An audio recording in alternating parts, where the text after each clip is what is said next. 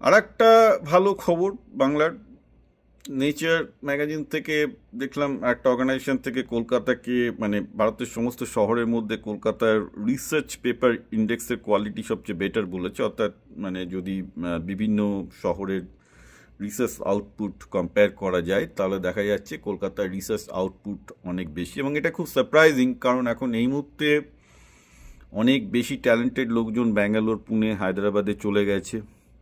Mumbai, Delhi infrastructure কলকাতার থেকে, research infrastructure কলকাতার থেকে অনেক ভালো, অনেক বেশি। ইভেন ইন্দোরের মতো একটা ছোটো শহরের রিসার্চ ইনফ্রাস্ট্রাকচার কলকাতার থেকে অনেক বেটার।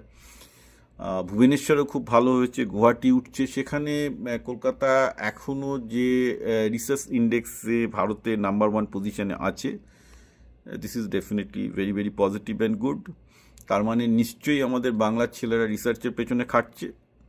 একটাই শুধু দুঃখ যে এই রিসার্চটাকে প্র্যাকটিক্যালি কন্ট্রাক্ট রিসার্চে নিয়ে আসা, যাতে আরও বেশি ছেলে এখানে এমপ্লয়মেন্ট পেতে পারে। বাট রিসার্চ অ্যাজ এ মানে কি বলবো, মানে রিসার্চ অ্যাজ এ বিজনেস, সেটা কিন্তু আজকের দিন হয়। চ্যাটার্জি ইন্টারন্যাশনালের, অফকোর্স পূর্ণেন্দু চ্যাটার্জির এখানে একমাত্র কলকাতায় প্রাইভেট রিসার্চ অর্গানাইজেশন আছে। এছাড়াও আরও অনেকগুলো আছে, এখন 5-6টা হয়েছে আমি জানি। তো আমার মনে হয় যে বাঙালিদের মধ্যে যেহেতু একটু সায়েন্স এবং রিসার্চ করার প্রবণতা আছে, বাঙালি তো ব্যবসা করতে সচরাচর চায় না, কিন্তু রিসার্চ করতে চাই। ইটস ভেরি গুড, কারণ গোটা পৃথিবীটা তো রিসার্চ এবং গবেষণাতেই চলছে। শুধু এখানে দরকার আরও বেশি পুঁজি বিনিয়োগ, রিসার্চ পার্ক তৈরি করা, যেখানে আরও বেশি প্রাইভেট কোম্পানি আসবে। ইনফ্যাক্ট আমি দুদিন আগে প্রফেসর অজয় রায়ের সাথে কথা বলছিলাম, যিনি আগে শিবপুরের বিসি ছিলেন। উনিও একটা জিআইএস গ্রুপের সাথে একটা প্রাইভেট রিসার্চ অর্গানাইজেশন তৈরি করেছেন। আমার সময়ের সাথে কথা হলো, উনিও বলছেন যে কলকাতায় খুব ভালো ছেলে মেয়ে পাওয়া যায়, খুব ডেডিকেটেড রিসার্চার পাওয়া যায় যারা কলকাতায় থেকে কাজ করতে চায়, which are all good actually.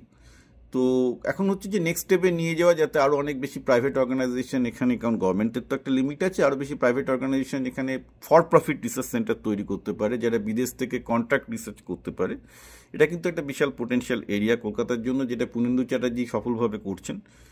And I am pretty sure যে এরকম যত বেশি প্রাইভেট রিসার্চ অর্গানাইজেশন তৈরি হবে কলকাতায়, সেটা কিন্তু কলকাতার জন্য ভালো। এখানে যারা পিএইচডি করছে তাদের প্লেসমেন্টের জন্য যথেষ্ট ভালো হবে।